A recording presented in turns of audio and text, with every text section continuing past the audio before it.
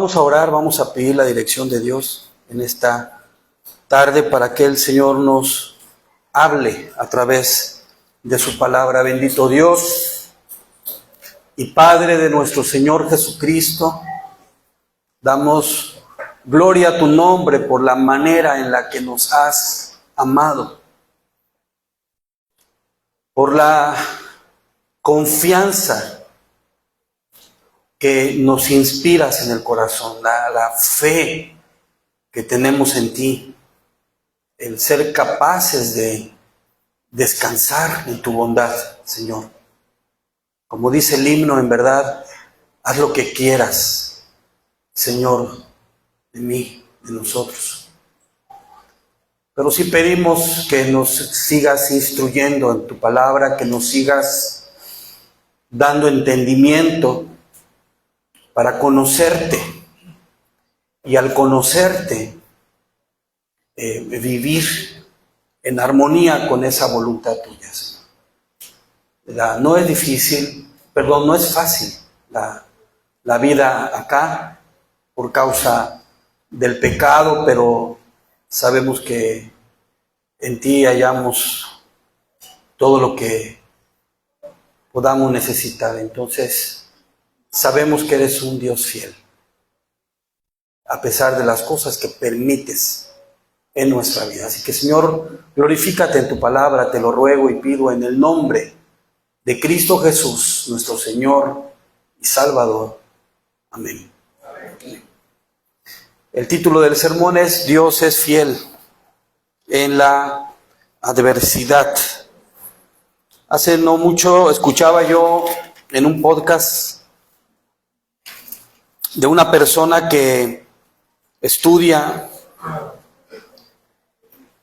temas que tienen que ver con la Biblia y sus traducciones y etcétera, mencionar que la Reina Valera, la Biblia, la versión Reina Valera que tenemos nosotros, la Casiodoro de Reina, le tomó más de 10 años traducirla a este hermano, a Casiodoro, de escritos hebreos y griegos, porque cuidaba letra por letra la traducción fuera lo más fiel posible. Pero sabe, no lo hizo en una oficina alumbrada, climatizada, auspiciado por alguna asociación misionera o una iglesia enorme.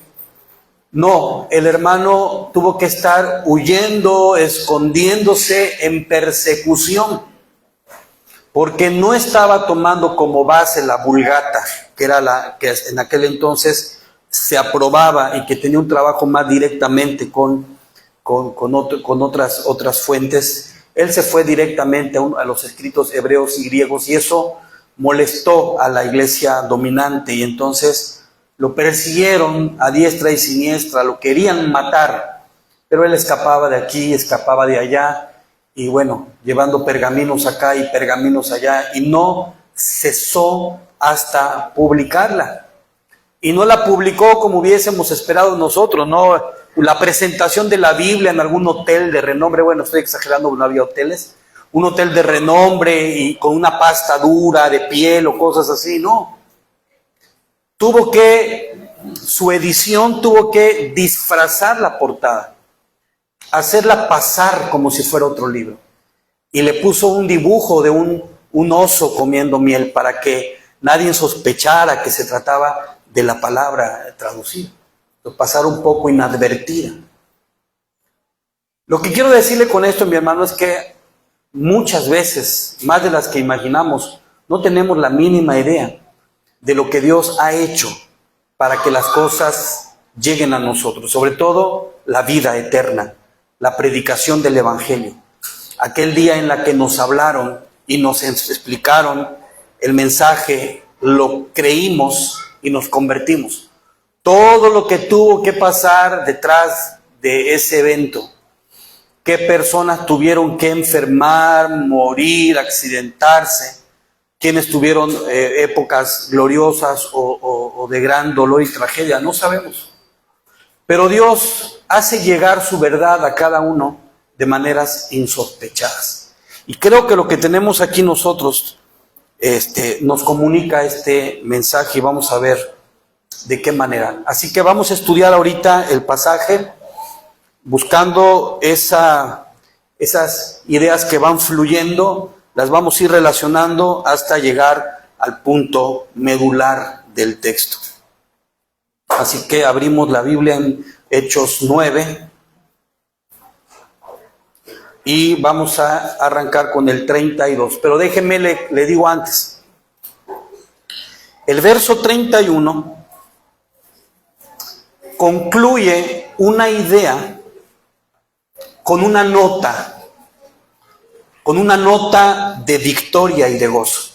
Si usted puede verlo, dice, por ejemplo, que las iglesias tenían paz.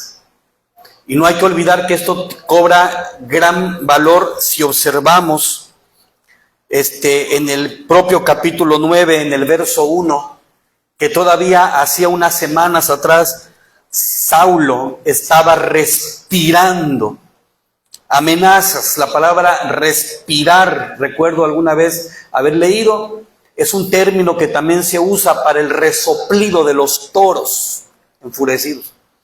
Así que el tipo resoplaba de enojo y furia, amenazando con muerte a los discípulos del Señor. Y los arrastraba, dice en otra parte, los arrastraba y los llevaba a la cárcel prácticamente, así de forma despiadada. Y resulta que había pedido cartas al sumo sacerdote para que tuviera toda la libertad para llegar a las sinagogas de Damasco, organizar a los que allí estaban y llevar a hombres y mujeres a la cárcel. Esta era la noticia que cubría con una sombra oscura de temor a los hermanos de esta región. Así que hasta ese momento con Saulo no había paz. Ciertamente la iglesia igual y no estaba concentrada al 100%, pero el verso 31 dice que todo esto cambió porque Saulo fue convertido. Saulo fue convertido, el que asolaba la iglesia, ahora era un testigo valeroso que predicaba el nombre de Jesús sin que nadie lo detuviera, a pesar de estar amenazado continuamente. Y esto daba a la iglesia un tiempo de paz, se edificaba andando en el temor del Señor, se fortalecía en el Espíritu Santo. Así termina la idea de nuestro mensaje anterior. Y luego yo encuentro con esto que Lucas hace entonces como una pausa y nos abre un paréntesis interesante con la palabra aconteció. Aconteció, en otras versiones prefieren utilizar la expresión mientras tanto o algo parecido. Es como si Lucas dijera: mientras el apóstol Pablo se encontraba resguardado en Tarso, como dice el verso 30, pues ahí fue llevado por los discípulos para que no lo agarraran en Jerusalén y lo lastimaran. Mientras Pablo estaba resguardado en Tarso, Pedro se encontraba recorriendo las iglesias. Parece que Lucas nos está llevando de la mano por las calles cercanas a la vida de la iglesia. Estas iglesias que estaban en paz y fortalecidas, Lucas quiere que miremos más de cerca algunas cosas que ahí estaban pasando, que ahí estaban sucediendo, porque hay una lección que aprender con todo esto. Y arranca diciendo que este apóstol Pedro se encontraba mientras tanto visitando a todos. Y creo que esta expresión a todos nos permite pensar en todos los santos que pudieran estar cercanos a Jerusalén, congregaciones que Pedro conocía y visitaba con frecuencia. Y en esa labor de visitación vino también a los santos que habitaban en Lida. Dentro de este plan de viaje también llegó a la ciudad de Lida. ¿Por qué quería Lucas, que pusiéramos atención en esta iglesia en particular?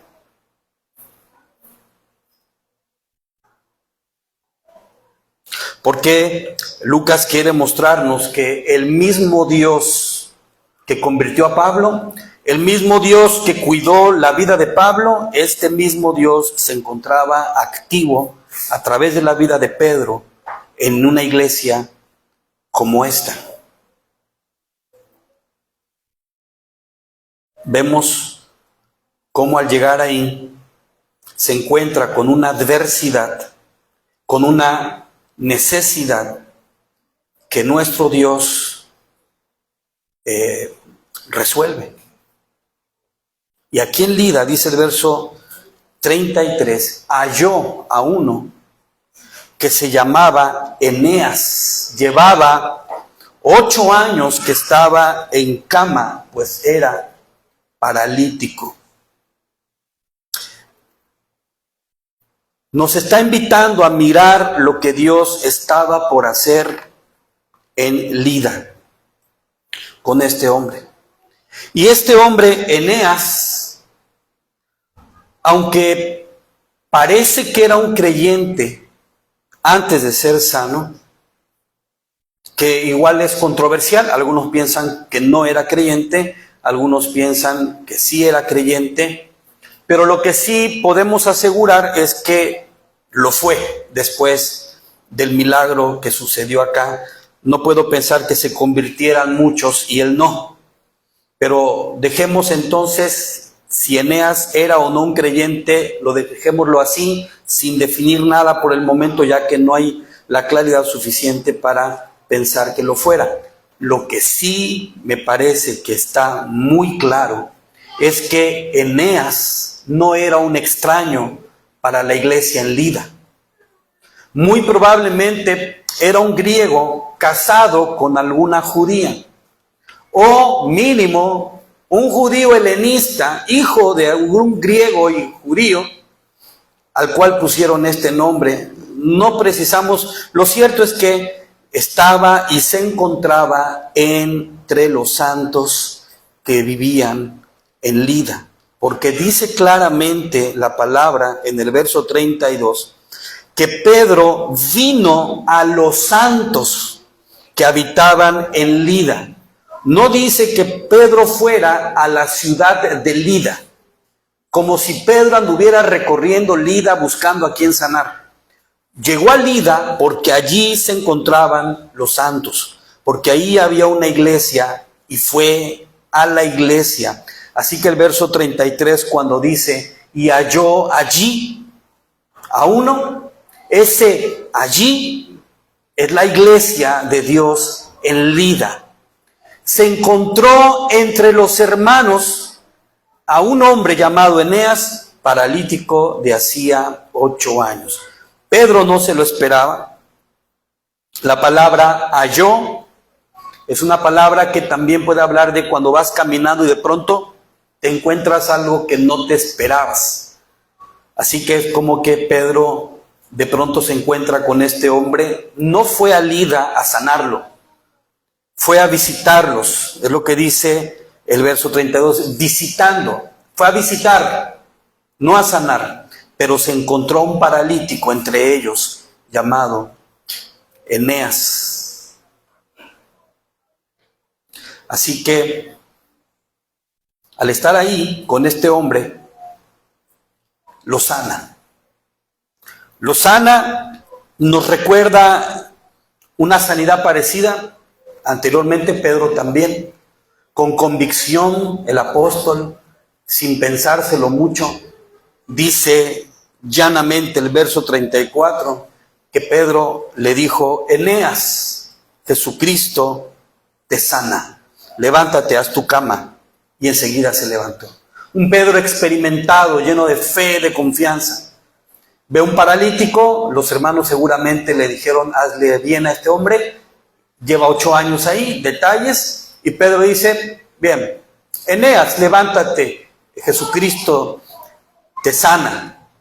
Pedro, lleno de completa confianza, sabiendo que momentos como estos eran usados por Dios. No es una sanidad, una media sanidad, es completa.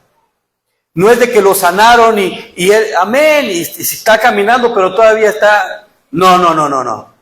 Sanó completamente. No requirió terapia física. Completamente sano. Se levantó y caminó. Y esto era sin duda un milagro que fue conocido. Dice el verso 35. Esto lo vieron habitantes en Lida, pero no solo en Lida, sino dice también en Sidón, en Sarón, perdón, los cuales se convirtieron al Señor. ¿Por qué era importante que Lucas nos platicara esto? ¿Qué relevancia tendría saber de la sanidad de Eneas? Bueno, primeramente, porque se encontraba cerca de la siguiente ciudad, donde, si usted se dio cuenta, hay más información. Nos dice un poco más Lucas, como que nos va llevando de un capítulo al otro, abriendo un poco más y abriendo un poco más. Y todavía no hemos llegado a la escena más impactante que se toma todo el capítulo 10. Pero ir abriendo poco a poco la actividad de Dios y la obra de Dios es lo que debió haber llamado nuestra atención.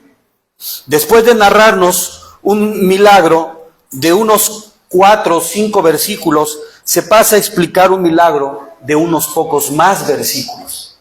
La cercanía de Lida con Jope me parece que es clave para saber que esta conexión tiene un sentido. Ambas se encontraban en el mismo distrito de Sarón. Sarón era una llanura con una vegetación envidiable, y una buena parte de esta región estaba llena de árboles, de árboles valiosos, de robles. Entonces, en esta extensión y en esta llanura se encontraba por un lado Lida y por el otro Jope. Así que toda esta gente que estaba en la región que mira este milagro, corre la voz, sin duda, respecto a la sanidad de Eneas y cómo éste se convirtió.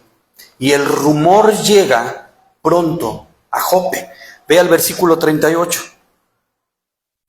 Y como Lida estaba cerca de Jope, los discípulos, oyendo que Pedro estaba allí, le enviaron 2 hombres a rogarle: no tardes en venir a nosotros.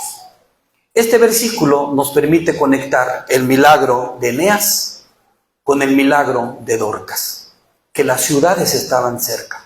Pero cerca para ellos, para nosotros, una monstruosa distancia, 64 kilómetros, 2 días de camino. Si sentimos lejos el Oxxo, imagínense, ¿no?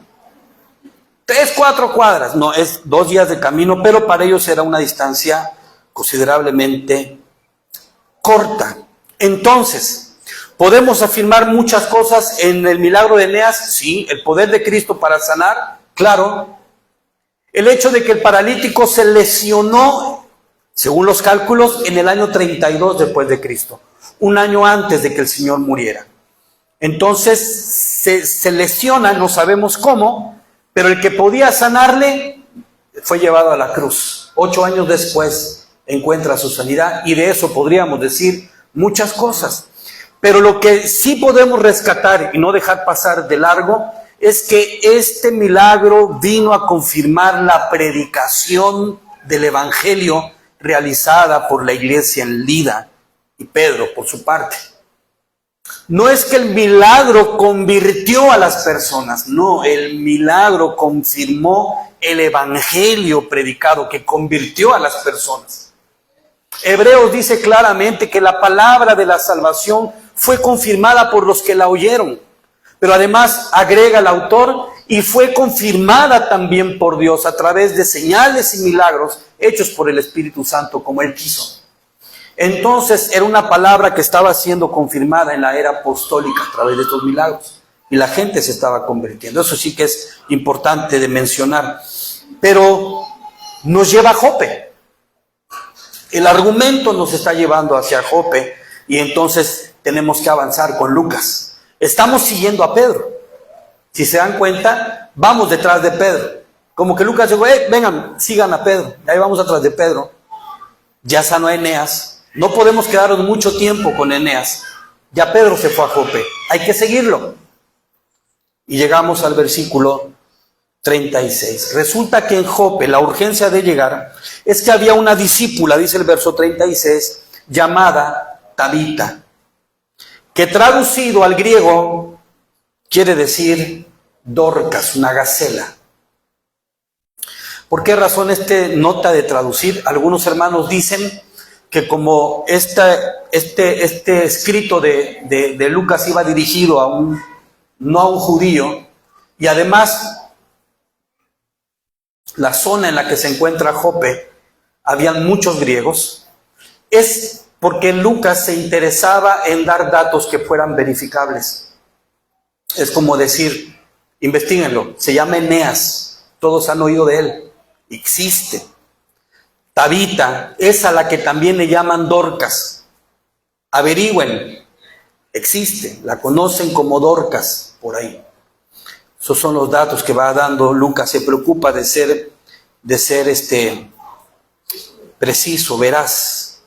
Dice el verso 36 que esta discípula abundaba en buenas obras y en las limosnas que hacía. Pero resulta que esta gran hermana, muy servidora del Señor, que ponía sus talentos al servicio de Dios y que muy seguramente le costuraba a las viudas como una manera de apoyo, dice el verso 37 que en aquellos días, ¿qué significa eso? Mientras Pablo se resguardaba en Tarso, mientras Pedro visitaba las iglesias, particularmente Lida, en esos días resulta que Tabita enferma. Pero no solo enferma, se muere. Los hermanos la lavan, como era la costumbre. Los judíos acostumbraban a poner primero el cuerpo sobre sal, tapar los ojos del cuerpo hasta esperar que se verificara el fallecimiento. No me pregunten cómo se verificaba, pero ahí estaba sobre la sal o la arena. Cuando la muerte era verificada, entonces tomaban el cuerpo, lo lavaban, lo rodeaban de telas y lo sepultaban. Si la persona había muerto en Jerusalén, no debía pasar 24 horas para que esto concluyera en el sepulcro. Pero como estaban en Jope, había una consideración hasta de 3 días para que se pudiera concluir con todo este proceso funeral. Ellos la lavaron, pero no la pusieron sobre la sal. No continuaron, la pusieron en la sala, ¿se imagina? En la sala, ahí donde las personas almuerzan, pensaría uno. Algunas traducciones hablan del aposento alto. Lo cierto es que no estaba en el lugar que comúnmente se colocaría un cuerpo, lo cual sugiere que los hermanos tenían la esperanza de que Dios hiciera algo a través del apóstol Pedro. Antes de concluir que debía ser enterrada, fueron presurosos por Pedro, verso 38, Como Lida estaba cerca de Jope, los discípulos, oyendo que Pedro estaba allí, enviaron 2 hombres a rogarle: no tardes en venir. No tardes en venir, porque va a pasar a verificarnos sanitario, los de sanidad, los de salubridad, gracias hermano, gracias. Y no queremos que pase más tiempo. No tardes en venir, necesitamos que estés acá. Querían que Pedro, o esperaban que Pedro hiciera algo. Pedro llega a la casa y se encuentra con una escena desconsoladora. ¿Alguno se la imaginó? Dice el versículo 39, levantándose entonces Pedro fue con ellos y cuando llegó le llevaron a la sala donde le rodearon todas las viudas. 2 días al menos habían pasado desde que le avisaron, así que ya el cuerpo no estaba en la mejor condición, ya estaban al límite de lo permitido y la escena era totalmente desconsoladora. Todas las viudas de la iglesia en Jope estaban ahí, llorando. Y las judías lloraban en serio. Uno puede ver cómo retratan estas escenas en algunas películas que buscan reconstruir lo más fiel a la historia. Lloraban de forma ruidosa y lastimosa.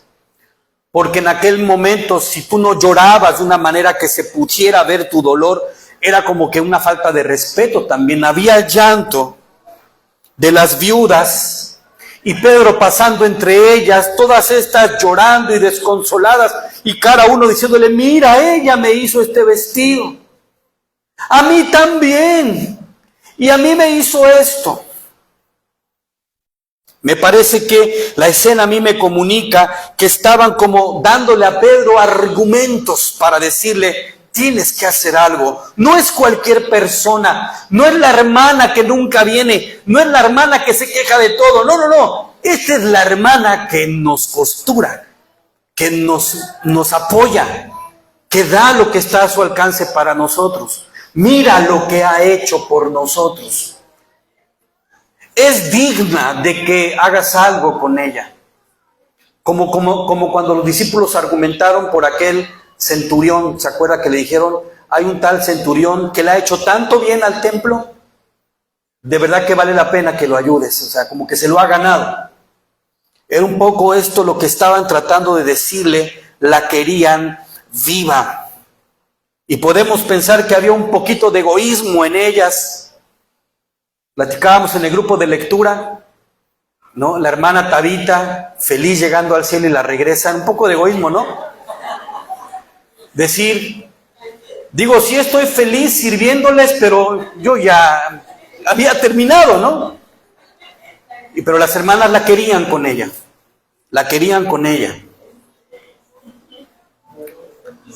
Pensaban, fíjense, esto es importante, pensaban que Tabita no debía haber muerto, o por lo menos no debería de continuar muerta. Miren, hermanos, somos frágiles, la verdad que somos frágiles criaturas. En este caso fue la hermana Tabita, pero puede ser un hijo, un familiar muy cercano, un hermano muy entrañable. Y me pongo en el lugar de ellas y entiendo la fragilidad. Es inevitable que te invada el pensamiento y la sensación de que no debió haber muerto. Y uno suele buscar argumentos que apoyen nuestro punto, ¿no? Decir, no por esto y por lo otro y por esto. Pero es una tendencia que tenemos, un impulso que nos viene. El asunto es no dejar deslizarnos por estos sentimientos humanos y caer entonces en la desesperanza, el desconsuelo que está casi a nada del resentimiento y el reproche. ¿Recuerdan a Marta y María? ¿Cuáles fueron las palabras de ellas a Jesús? Si hubieras estado aquí a tiempo, otra cosa sería. Siempre estamos a nada del reproche. Y creo que estas hermanas se encontraban justo peligrando en ese sentido. Y aquí pasa algo interesante. Estamos siguiendo el flujo de la historia. Pasa algo muy interesante. En el versículo 40, ya no es el mismo Pedro que viendo a Eneas dijo: paralítico, permítame, en el nombre de Jesús, sana, levántate, haz tu cama. No lo vemos intrépido. No hay una acción inmediata por varias cosas. Ya no es un paralítico. Tabita está muerta. quizá los mismos días que lo estuvo Lázaro. Y entonces Pedro sabe que está ante una escena que la tiene muy presente y sabe que no es cualquier cosa. Su maestro, su Señor, ni siquiera se atrevió a tanto. El propio Señor Jesucristo dice allá en San Juan 11, oró al Padre antes de resucitar a Lázaro. Oró al Padre, y cuando Lázaro se levantó, dijo el Señor, gracias Padre te doy porque me oíste. ¿O no fue así? Oró. Ya no era cualquier cosa. Tenía que cerciorarse y asegurarse que Dios en verdad quisiera hacerlo. Pedro no se iba a dejar llevar por la presión de las viudas y por el llanto y el dolor de estas. Pedro tenía que asegurarse de que Dios quisiera en verdad resucitarla. Y entonces hizo lo que vio. Cuando el Señor resucitó a la hija de Jairo, ¿qué hizo Jesús?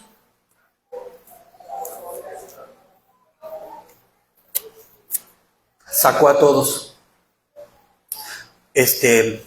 Y eso mismo hizo Pedro. Verso 40, entonces, sacando a todos, que así lo aprendió, Pedro se puso de rodillas y oró. Hermosa escena. Esta es la escena que yo quiero invitarle, mi hermano, que se marque en su mente. Hay momentos en la vida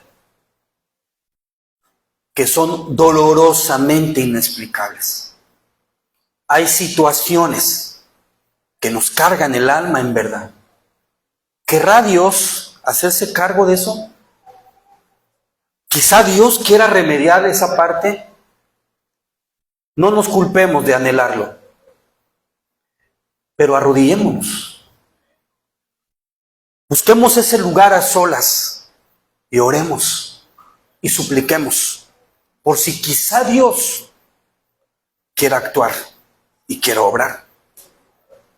En la convicción de que Dios, aún en la adversidad, es fiel a sus promesas, que no implica necesariamente la resurrección de mis muertos, sino la resurrección de los muertos. Amén. Y entonces yo no dudo que a la mente de Pablo pudiese estar presente la historia de Elías. Bueno, al menos en la mía sí lo estuvo. Elías fue enviado en un tiempo de hambruna con una viuda y su hijo. ¿Recuerdan? Esta viuda y su hijo eran muy pobres. A la viuda solo le quedaba el hijo. Pero llegó un momento en su desdicha que ya nada más le quedaba un puño de harina y un poco de aceite. Y entonces la decisión de la viuda, ¿cuál fue? Dijo ella, tomaré este poco de harina que me queda, haré una torta para mi hijo y para mí, y me dejaré morir. Pues Dios envía a Elías con esta viuda.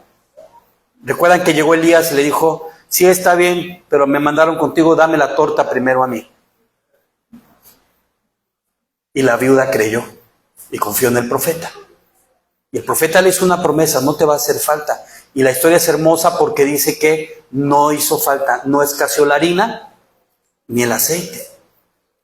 Una escena hermosa, el tipo de finales que nosotros disfrutamos mucho. ¿Pero qué creen?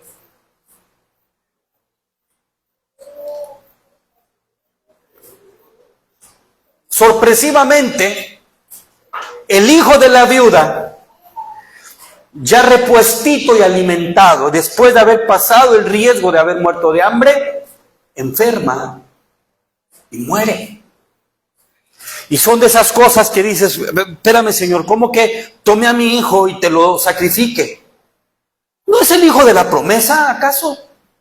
¿No nos recuerda a Abraham y muchas historias más? Pues entonces la viuda va con Elías y le reclama, óyeme, ¿tan pecadora soy como para que al final termine este asunto así? ¿Qué hizo Elías? Le dijo, dame acá a tu hijo. Lo tomó del regazo de la madre, lo llevó al aposento donde él estaba, porque aparte ella le dio alojamiento, y lo puso sobre su cama. No dijo Elías, levántate, hijo de la viuda, o algo así, ¿no? Lo puso en la cama y clamando a Jehová, es un ruego suplicante, dijo: Jehová, Dios mío, aún a la viuda en cuya casa estoy hospedado has afligido, haciendo morir su hijo. Estaba Elías confundido, necesitaba ir a Dios.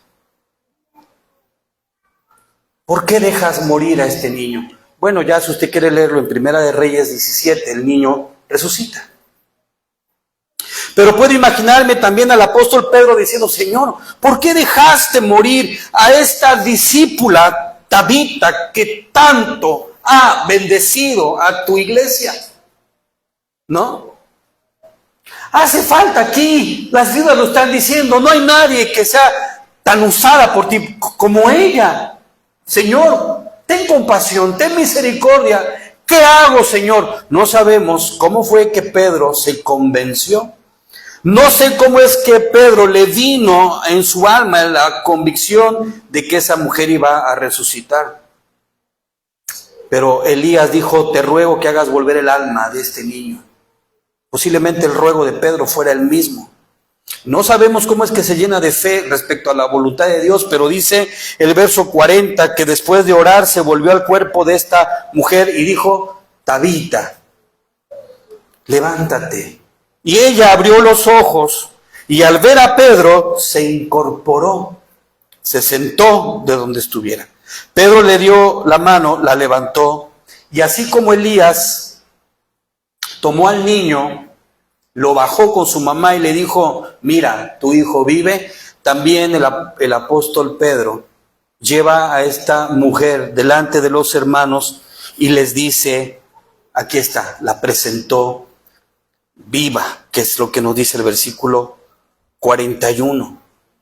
El resultado, el mismo que ya vimos en Lida. Muchos se convirtieron en Jope. Verso 42, lean conmigo. Esto fue notorio en toda Jope y muchos creyeron en el Señor. Conversiones también. Pero ¿no es verdad que nos quedamos pensando en los detalles? Sí, podemos concluir, la voluntad de Dios fue convertir mucha gente acá. Pero qué lección tan grande para la iglesia. Qué lección tan grande para estos hermanos y estas hermanas, hacerles ver que Tabita era útil en las manos de Dios, tanto viva como muerta. Porque al final viva bendijo a la iglesia y muerta fue usada para convertir a las almas. Y entender, mis hermanos, que desde nuestra óptica, lo que Dios haga con nosotros y lo que Dios permita en nuestra vida, siempre será por su causa y para su buen propósito, pero nunca en contra de sus promesas para nosotros. Nunca. Pero aún así podríamos preguntarnos: ¿por qué permitió el Señor que se muriera Tabita si la iba a resucitar de todas maneras? Bueno, es que es eso. La iglesia tenía que pasar por un momento de desventura, de dolor, de impotencia, para luego recibir una gran lección de lo que Dios hace. Viendo las almas convertidas en Jope, viendo la gente que vino a Cristo, más gente para hacerle ropa. La predicación de la iglesia en Jope fue confirmada nuevamente con milagros y muchos se convirtieron por el poder del evangelio. El Dios estaba activo ahí. La iglesia tuvo que aprender que somos de bendición, vivos o muertos. Por eso me gustó mucho el himno que se eligió para hoy. Haz lo que quieras de mí, Señor. Tú el alfarero, yo el barro soy. Dócil y humilde, dice. Anhelo ser. ¿Qué nos está enseñando Dios con esto? Que Dios es fiel cuando nos usa en medio de la adversidad. Toda adversidad tiene un propósito. No todo propósito tienes que saberlo. Solo te basta saber que hay un propósito. Y tienes que estar pensando que Dios está siendo glorificado en alguna forma y en algún lugar, durante y después de tu dolor.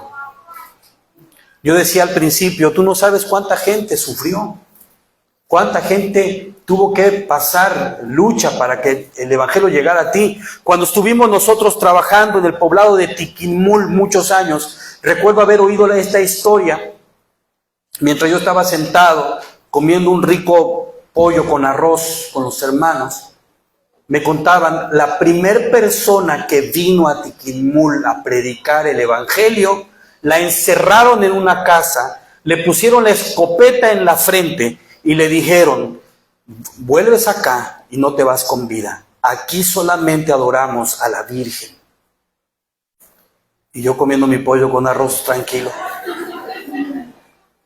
Porque alguien tuvo que pasar ese momento difícil para abrirnos paso, para que el Evangelio llegue, para que estemos acá, para que tengamos esta Biblia y la estemos leyendo con regocijo. Un hombre tuvo que cambiar de habitación y de lugar más de una vez, escapando de sus captores para traducirla. Dedicó todo su talento y sus conocimientos para que tú y yo la tengamos en nuestra casa, y espero no empolvada. Espero que no permanezca allí donde la dejas hoy hasta el domingo próximo, que la vuelvas a tomar. Dios es fiel cuando nos usa en medio de la adversidad. Y la fidelidad de Dios no es resucitar a nuestros muertos. Nos queda claro, eso no es porque seguro que Tabita no era la única, porque si así fuera, habría sido también una gran idea haber resucitado a Esteban, ¿no? ¿No les parece que hubiera sido impactante? Igual y Pablo se convertía viendo eso, ¿no? Porque Saulo consintió en su muerte. Imagínense de pronto las piedras moviéndose y se para Esteban entre las piedras. Saulo cae convertido, pero no era el plan de Dios. No era así como Esteban tenía que morir. Tabita tenía que resucitar. ¿Quién le dice a Dios qué hacer o no hacer? Él hace lo que bien le place con nosotros, pero nunca en contra o violentando sus promesas. Mientras estemos con vida, Él puede hacer con nosotros lo que sea con tal de cumplir sus propósitos. Pero grábese esto, mi hermano, nunca le hará un mal. Las viudas lloraban a Tabita, eso está completamente entendible, es natural. Pero no debían llegar, y no digo que lo hayan hecho, pero nunca debían llegar a cuestionar la fidelidad de Dios. San Juan capítulo 11, donde sí pasó, que ya lo habíamos mencionado, pero lo vamos a leer. San Juan capítulo 11, versículo 25.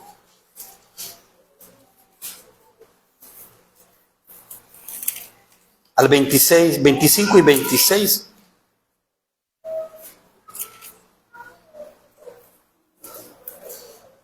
Bueno, un poco antes, verso 20. Entonces Marta, cuando oyó que Jesús venía, salió a encontrarle. Pero María se quedó en casa. Marta le dijo a Jesús, Señor, si hubieses estado aquí, mi hermano no habría muerto.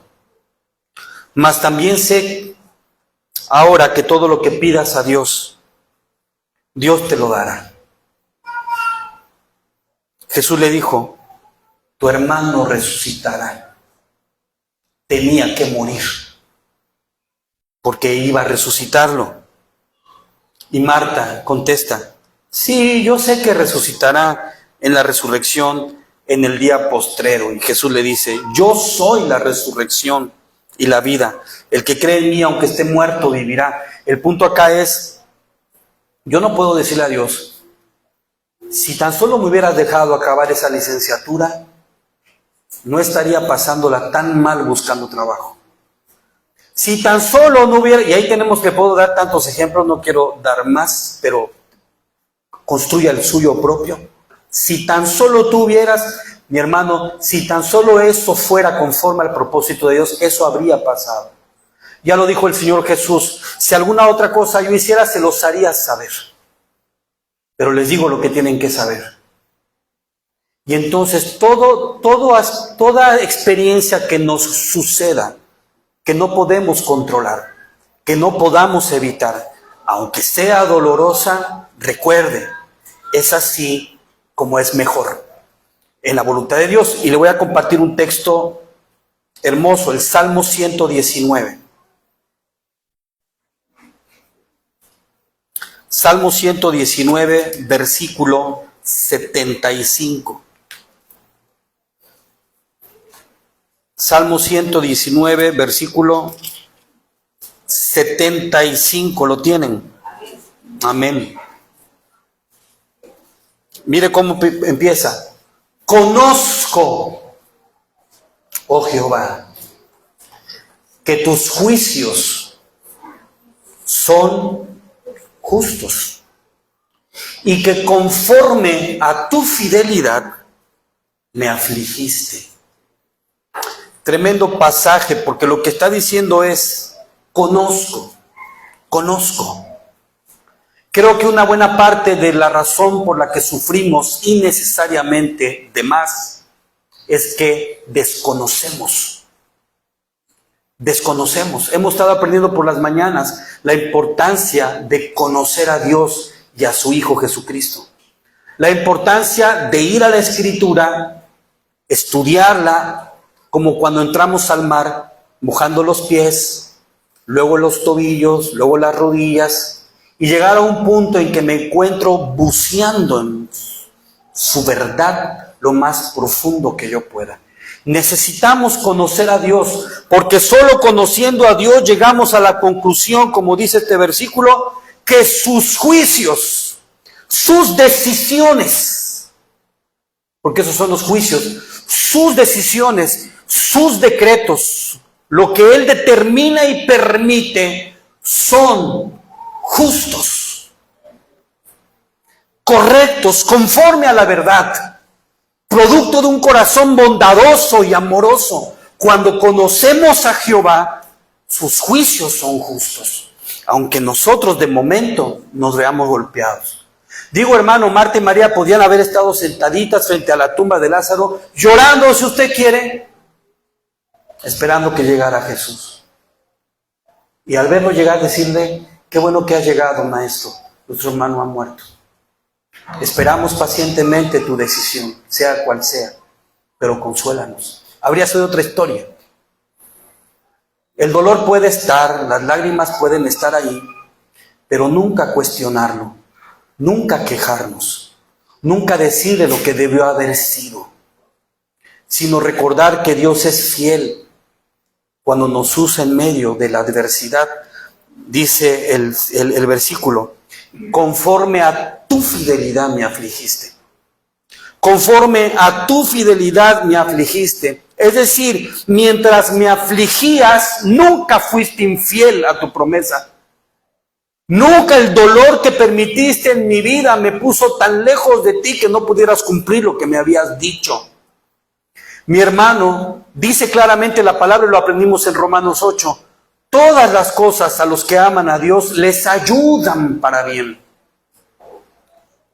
Entonces, eso debiera traer consuelo. Él es fiel en medio del dolor también.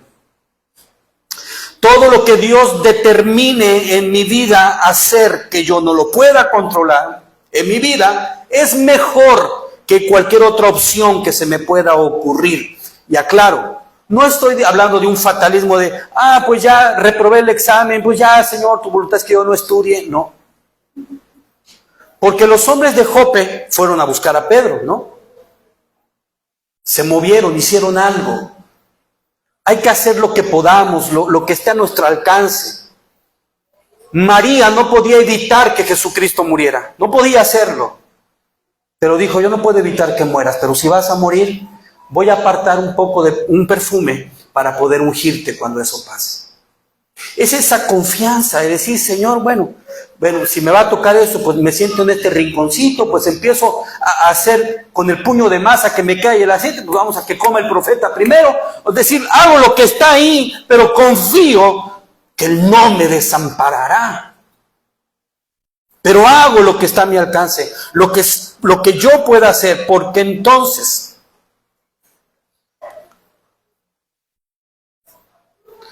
podemos nosotros experimentar el verso 76.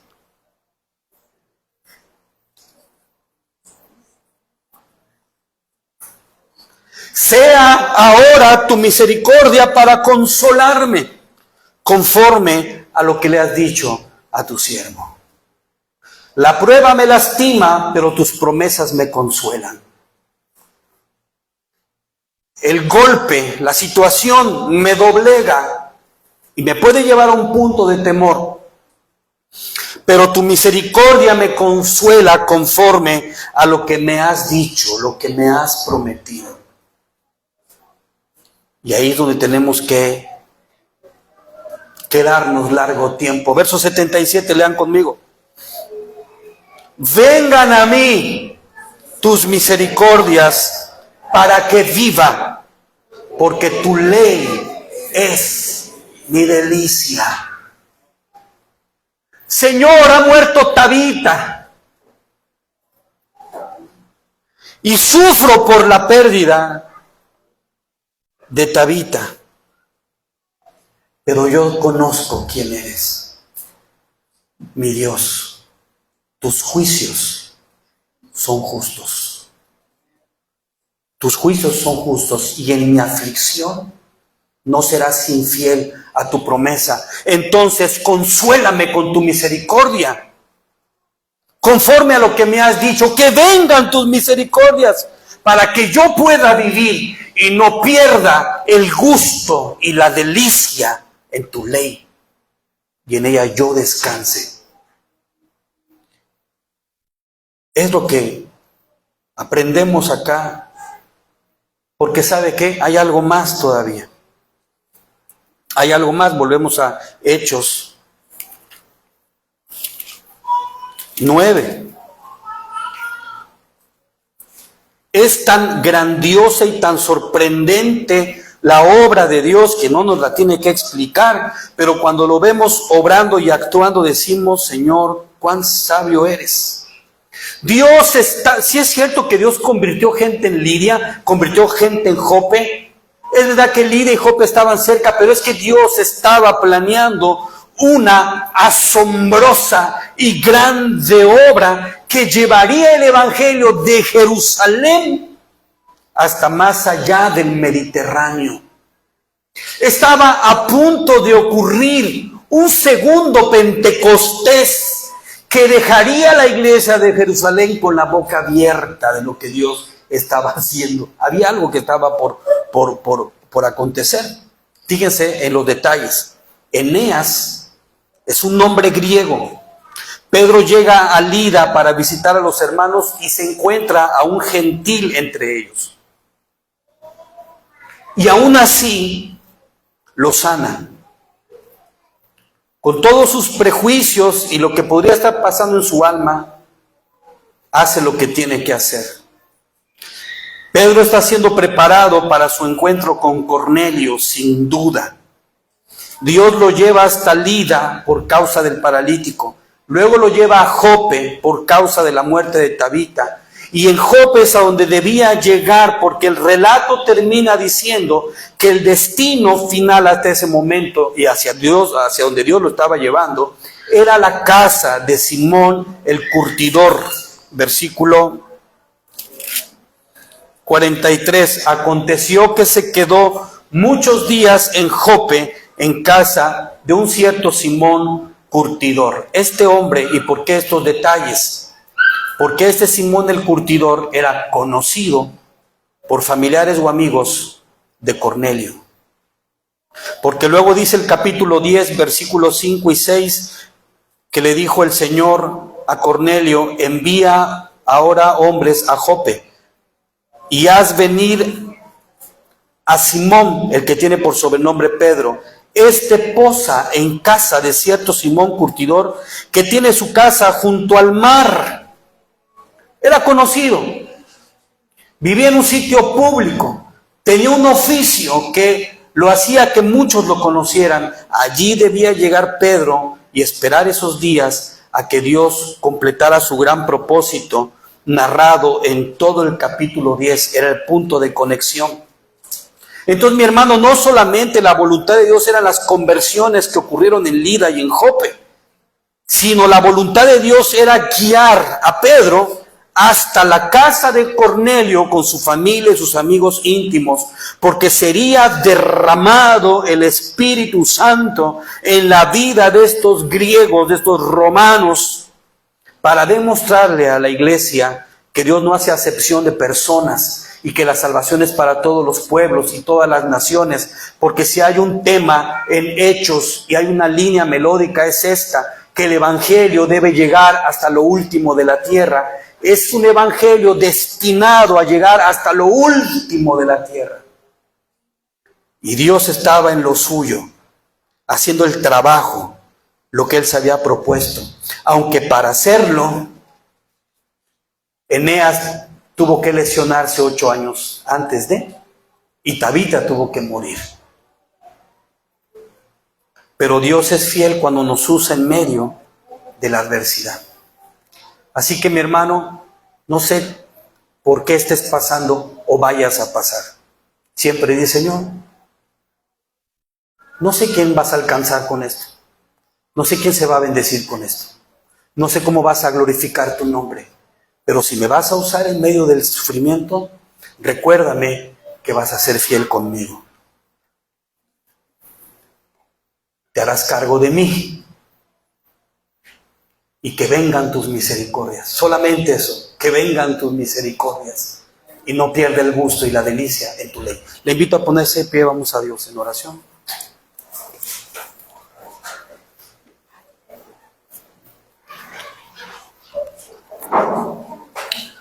Señor y Padre nuestro,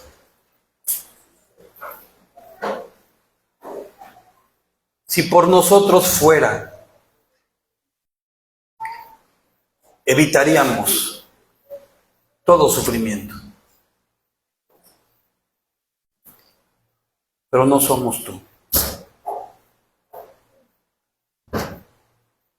Y si nos explicaras, y en tu inmensa bondad y misericordia, nos permitieras entender tu explicación de por qué permites el dolor, lo entenderíamos. Tanto que con gozo y alegría sufriríamos, sabiendo que ese juicio es justo. Y no deja de asombrarnos, Señor, cómo tu voluntad es ejercida sin violentar tus promesas. Y cómo tu pueblo puede estar en el vaivén de las experiencias, pero nunca perderse. Esa es la gran perfección que nos asombra. Así, mi Dios, yo te pido que nos permitas gozarnos cuando nos hallemos en diversas pruebas, sabiendo que las pruebas traen paciencia, entendiendo, mi Dios, que estás cumpliendo puntualmente un plan y que podemos ser útiles también así. Y yo quiero pedirte en esta hora, Señor, por todos aquellos que aún no pueden vivir con esta certeza, que todavía no pueden tener la paz de saber que hay alguien que les gobierna, que los guarda y los cuida, que todavía se sienten a la suerte. Te ruego, Señor, que puedan responder a tu llamado, que se entreguen confiadamente a ti, que entiendan, mi Dios, que en tus manos es mejor caminar en el desierto que estar en los beneficios del palacio. Que puedan confiar en ti plenamente, saber que serán guardados como la oveja lo es por el pastor. Y se entreguen por completo a ti, Señor. Ese es mi ruego.